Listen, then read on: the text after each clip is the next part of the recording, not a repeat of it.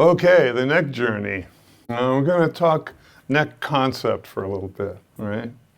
We'll try and find a picture of this, but I think the simplest, earliest neck must have been a stick that was punched through a gourd. And in fact, there's still some instruments that resemble that model pretty well. And so obviously these were not fretted instruments. They were really simple instruments made out of things lying around outside, growing on vines and trees.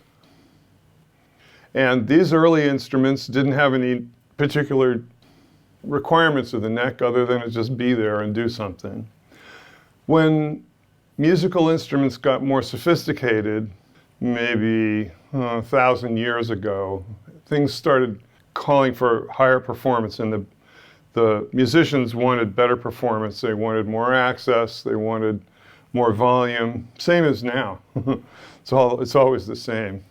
You folks always want the same stuff, which is great. So what happened was necks evolved. They got more precise. They were called upon to support quite a number of strings. I'm thinking now of maybe ouds and balalaikas and the things that came before that in the Ottoman Empire.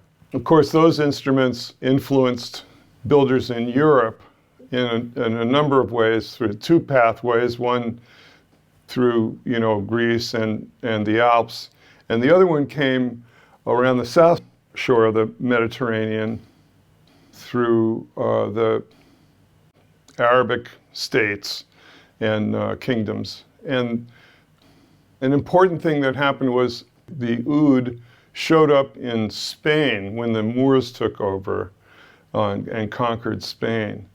And the oud was a good sounding, capable instrument, still is.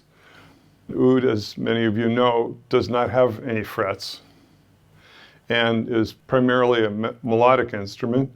The Europeans kind of collaborated, I guess, with the Moorish builders, and they figured out how to tie frets on around the neck with pieces of old string, and those were the first frets. So the first frets were tied gut strings around the neck of an oud, and the instrument that came out of that was the lute.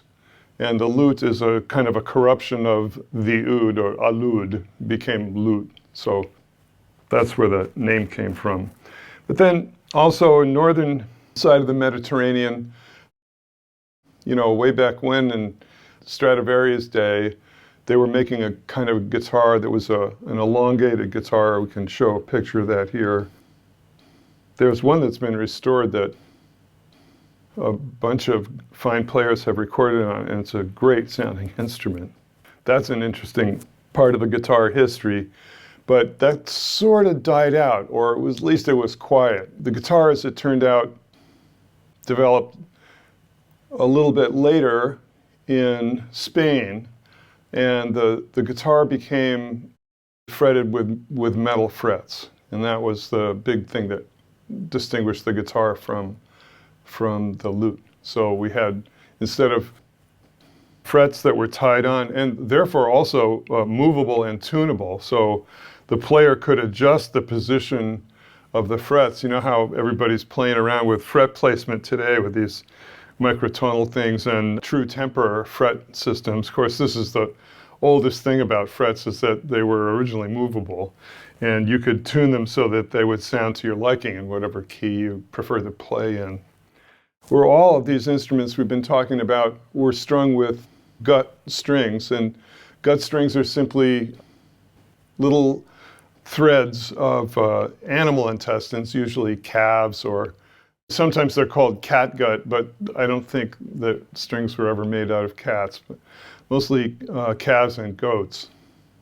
They would stretch out the small intestine, make a little strip, and then usually they'd hang the strip and then put a wheel underneath it and spin the wheel so that it would make a nice tight spiral, and it would tend to even out the diameter, and it would give it some better vibratory properties by kind of hardening it, by twisting tight. And so those were the original strings on all these instruments were made of protein strips from intestines. And when that changed to other materials like steel, the requirements of the neck changed a huge amount. Whereas on a low tension instrument like a lute or an oud or even a classical guitar with old style soft strings on it, of course I can't really quote you a number, but let's say today high tension classical guitar strings are about, the whole set is about 85 pounds of force, which is 37 kilos of force. And then if we look at steel stringed instruments, they're between 140 and 195 pounds. So it's kind of twice as much force. And it really put huge new demands on the guitar neck. In American guitar making, the change from protein-derived strings, animal-derived strings, to steel strings took place kind of about the turn of the 19th to 20th centuries, something like that. And Gibson and Martin both offered guitars that were strung either with steel strings or with gut strings. You can read about that. There were some disasters, of course, if you tried to put steel strings on an instrument that was designed for low tension gut strings. Sometimes it would pull the instrument apart or greatly damage it. We have an example here of one of my favorite instruments. This one is a 1918 Gibson L3. So this is certainly well before Lloyd Loar got involved with instrument making at Gibson. This one has a birch back, two-piece birch back. It has a mahogany neck, and this would, be a Central American mahogany of some kind. A little tough to tell exactly what the sides are. They may be maple or birch. And the top, of course, from red spruce. On a guitar like this, it's a short scale. You can see that the neck has a very thick section and a pretty robust taper also from the nut up here to about the 9th fret. It tapers quite a lot compared to modern necks, and you can see that overall it's quite a high volume, big fat baseball bat neck. And although I don't find it uncomfortable to play, this is not what anybody would call a modern neck. And the builders at Gibson made the necks this size and shape, not just Gibson, but Martin and every other buddy, because the point is that if you don't use this much material, even with nice quality mahogany, the neck will distort in such a way as to make the instrument hard to play and require warranty service and complaints from the customers. This guitar is in excellent condition, and as I understand it, I can't find any sign that this guitar was ever worked on.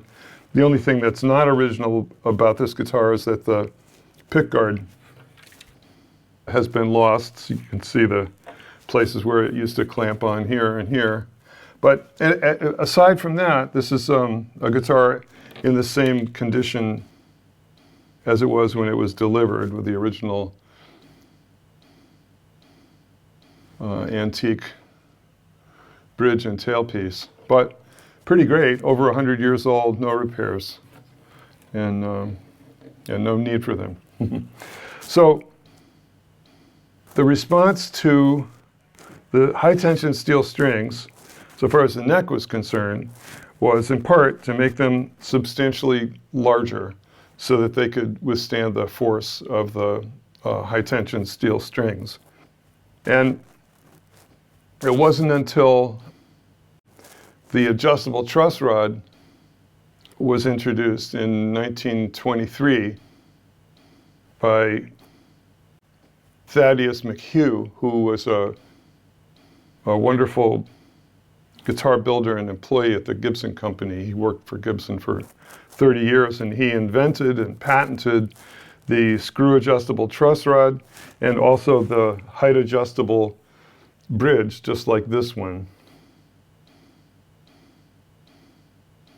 Ted McHugh invented both this style bridge, patented it in 1923, and also the adjustable truss rod that almost every guitar today has. So what that meant, that was a huge coup for Gibson, because it meant that nobody else who was building guitars could use an adjustable truss rod until about 1940. So that's a pretty long period of protection for them. And so what they were able to do with the truss rod, and just let me say that I have a lot to say about the truss rod and all kinds of fun things to show you that we won't include in this particular segment. We're going to save that for its standalone show. But at any rate, what the truss rod allowed us to do was to make the guitars with very slender necks, which almost all of us prefer, the smaller neck size. This, of course, is a gorgeous 1977 guitar built by Jimmy DeQuisto. It too is in original, unrepaired, unmessed up, unbroken condition, and it's just a lovely, lovely instrument. And this is a good example of the kind of neck shape that was facilitated by the adjustable truss rod. And also, I might add that in the patent, Ted McHugh also called out the fact that the adjustable truss rod would allow us, or allow Gibson, later all of us, to use wooden materials that would normally not be suitable for neck construction. And I believe that by that he meant figured maple. And I'll explain in the truss rod film, I'll explain why I think that, and I think you might agree with me when you see what happens. But at any rate, here's a nice piece of maple that Jimmy used that has a little figure in it, not deeply, deeply figured, but it's certainly a piece of curly maple that he was able to make work. And I think if you look at the previous films about this guitar, you'll see that how I praise the longevity and incredible stability that Jimmy was able to build into this beautiful instrument. Finally, I'll just touch on the fact that, and if you had told me 25 years ago that I was going to build guitars without adjustable truss rods, I would have laughed at you. But somehow here we are. This guitar does not have an adjustable truss rod. This guitar is built to take a set of 12s, 12 to 52 or 54, something like that, at standard pitch. What I mean when I say that is I built the body of this guitar to withstand exactly that amount of force and to respond best with that amount of force that the bridge will produce with these size strings. And because of that, I know that the guitar will always have 12s on it. I hope it'll always have 12s on it. And I was able to make a neck reinforcing scheme that I just showed you briefly, the skeleton of it in the first of the neck journey shows, about how that works with a whole bunch of carbon fiber in here. But at any rate, there is a truss rod in here, so to speak, but it is not adjustable, or it was adjusted just once by me. Then I can depend on it to not move. And we're going to explore that fully very soon in a show we're going to call Creep. Okay, so stand by for Creep on the neck journey.